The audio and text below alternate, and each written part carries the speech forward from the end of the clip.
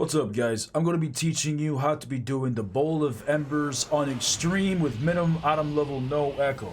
Now, the reason why you want to be probably doing this and not just do it unsynced or synced without minimum item level is for those who are from another MMO or for those who have never even played an MMO but want to learn how to progress. This will teach you how to avoid mechanics, be a team player, and work on coordination. So if you look here on the map, we have 4 locations you need to be aware of. We have the A, the B, C, and D. This is where you're going to be when you first spawn into the game. So right about here is where Ifrit's going to be located. To his left, you want to put the B marker. To his right, you want to put the C marker. Just keep a mental note as to where we put these letters. It'll be a lot easier to understand once I close the map. But this is where we spawn. Directly to our left, we're going to have A. To the left of Ifrit, we're going to have B. To the right of Ifrit, we're going to have C. And a little bit away from Ifrit, directly behind him, will be D. The main tank is going to be holding Ifrit exactly on B, while the off tank will be behind Ifrit along with the other melee DPS. All the ranged DPS and the other healer will be sitting at D. Alright, so let's talk about mechanics. A is going to be for the healer. So there's going to be a mechanic called Searing Wind. You'll notice when it happens, when Ifrit turns around and targets one of the healers, that healer that is targeted must run to A and stand on A for the remaining of the debuff. The debuff will go off every 5 seconds. So when the debuff has less than 5 seconds left, feel free to run back to D and switch places with the other healer. There will be an ability that Ifrit casts called Eruption. The first eruptions you get will be casted on 3 random DPS, so it's best to have all the ranged DPS and the healers stacked on D. The melee DPS will be between Ifrit and D, so they'll be about here. When eruption pops, everybody together will move this way, directly to the right, and go in a clockwise rotation and back to D, and they continue. After the 3 eruptions blow up from the DPS, soon, the off tank will get a single eruption. So the melee DPS and the off tank, just make sure you run out of that. The main tank will be standing at B. The tank will be holding the boss's aggro and gain 3 stacks of Incinerate, at which the off tank must grab aggro and both of them will swap. Don't forget to use Shark because that will absolutely come in handy. And then we have Infernal Nails. Infernal Nails, the very first phase, will summon 4 nails. Very easy to take care of. Start with the nail by the boss, go clockwise, and leaving the A nail for last. You want to stay away as much as possible from the eruption that's going to happen from the healer that's standing at A. The second phase is going to have 7 nails. Same thing, go clockwise, leaving A as the final nail. And then the final stage will be 13 nails, of which you must leave the last one alive for the melee DPS to use LB3 to completely destroy that final nail. But remember, the healers must keep everybody topped up as much as possible because the final nail would do an insane amount of damage and can absolutely wipe the raid. And Hellfire is an ability where Ifrit will light up the entire map and only leave 2 safe spots, one on each side of the map. But let's just pretend there's only 1 safe spot just so that you guys stay organized and stay together. For the first phase, the first safe spot will be between A and B, right here. The second phase, the safe spot will be B, and the third phase, the safe spot will be C. Right after each of these phases, Ifrit will charge, of which everybody at this point, all the melee and ranged DPS and one of the healers will be on B, prepared to follow Ifrit as he charges the map. And for the healer at A, for the first phase, you must wait for the first Ifrit to charge, then the second, and then you immediately sprint to avoid the third charge, and then hang out till the 4th charge lands. For the second phase, Ifrit will charge once, and then you immediately sprint this way to avoid the second charge. And for the final phase, Ifrit will charge once, and then you want to run to the left. Yes, I know it looks like I'm talking to the right, but when you're standing on A, it'll be to your left. So you run to the left while giving everybody who is following Ifrit as much distance as possible so you don't hit them with your eruption. Don't forget to use sprint if you're the healer because that will absolutely save your life. But in case this is a little bit confusing, let me just show you exactly how it looks like in the game. So to the left, you'll have B. You'll have C to the right. D will be directly behind the boss, as the tank will be holding Ifrit at B. And A will be to the left of the map. Everybody will be chilling on D. Melee DPS and the off tank will be here. The main tank will be over here. When eruption happens, everybody at D and the melee DPS will run to the right clockwise and then back to D. The main tank will hold aggro. When it gets 3 stacks, the off tank will grab aggro and they will swap places, and the off tank and the other tank will end up here. The healer, whoever gets the debuff, must run to A and stay there for the remainder of the debuff. When the nails come out, whichever healer is on D should stand between D and Ifrit and just cast AoE heals to be able to out-heal the damage is going to be received from all of the nails. While the healer on A should maintain healing just themselves and the main tank. Alright, now enough of that.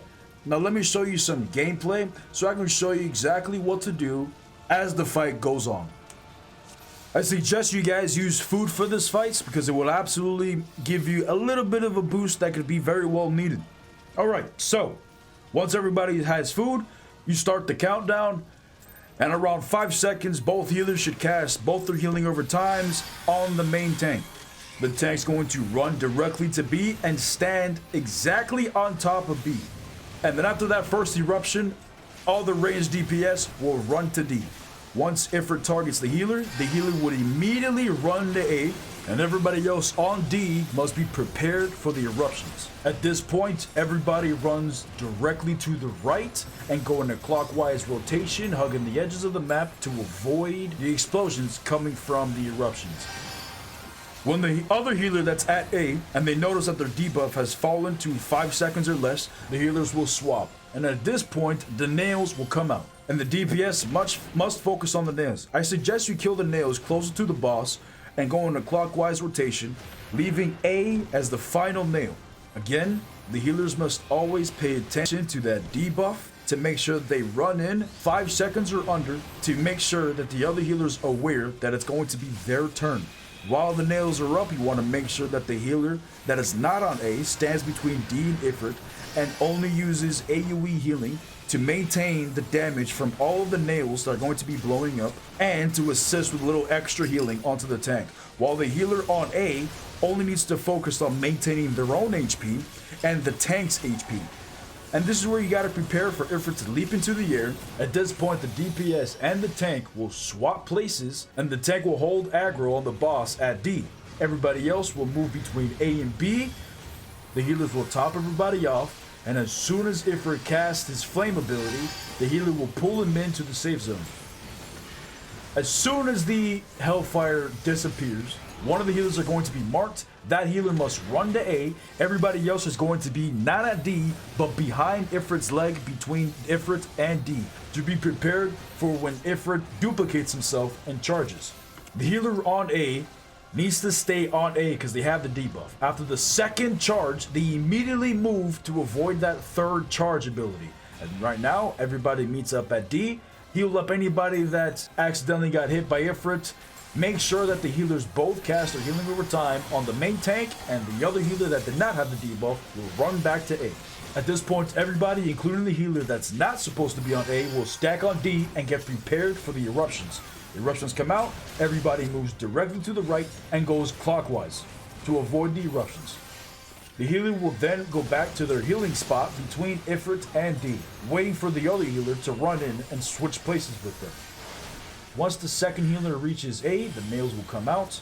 The healer will stand between Ifrit and D to maintain healing on everybody in the party, while the healer on A will focus healing themselves and the main tank that currently has aggro on Ifrit. Very important for healers to realize when the debuff is about to fall to swap places with the other healer, because that one mechanic can absolutely wipe the entire raid. Once all the nails are down, be prepared for the next phase. Ifrit will leap into the air, but this time, instead of meeting up between B and A, everybody will stay on B. You top everybody off, maintain healing on the main tank, and as soon as he casts his Flame Breath ability, healers will pull in the tank to the new safe zone. Whichever healer gets marked runs directly to A, everybody else meets up behind Ifrit's leg. Main tank will go back to B, and healers must make sure they keep heals on the tank. He's going to be taking a lot of damage at this point. Ifrit will leap up again. As soon as he leaps, everybody runs to B to get prepared for the charges. And the healer on A must wait for the first charge. They move immediately to avoid the second charge. Everybody meets up again. The healers cast both their healing over times in the tank. The other healer that did not have the debuff will run to A. And then everybody on D must get prepared for the eruptions. Of course, they all move directly to the right, continue clockwise, and then they meet back at D, while the other healer just meets between Ifrit and D. And this is the final stage of the nails. This is where the big challenge comes from. So you want to make sure that that healer that is not at A maintains a lot of AoE healing to maintain the damage that's going to be being received from destroying the nails. Kill all the small nails first, leaving the big one for last, and the melee DPS will use their LB3 on the big nail to destroy the nail. Before they destroy that nail, the healers must make sure that everyone in the party must be topped off as much as possible, because that big nail does a lot of damage once it is destroyed. If the off tank dies, one of the healers will get the eruption instead. Once you destroy the nail, Ifrit will do a Hellfire again. At this point, everyone stands on C. The tank will run to D. You heal everybody up as much as possible.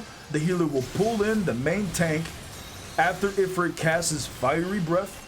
As soon as Hellfire ends, one of the healers will get the debuff. That healer must, of course, run straight to A. The other one will go behind Ifrit and get prepared for the final charge, of which the healer at A must go left, following the party as soon as the first charge is cast, trying to maintain their distance as much as possible.